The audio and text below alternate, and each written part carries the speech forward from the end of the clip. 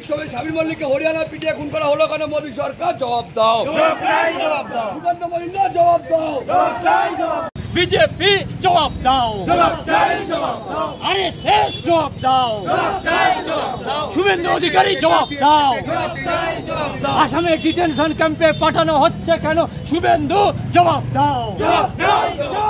দিলীপ ঘোষ জবাব দাও।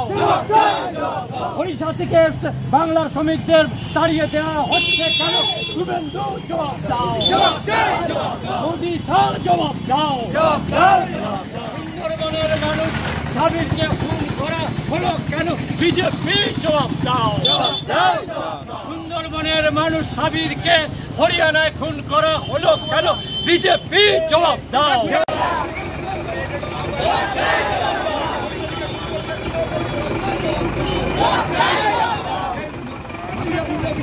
আমাদের সংগ্রাম চলছে চলবে।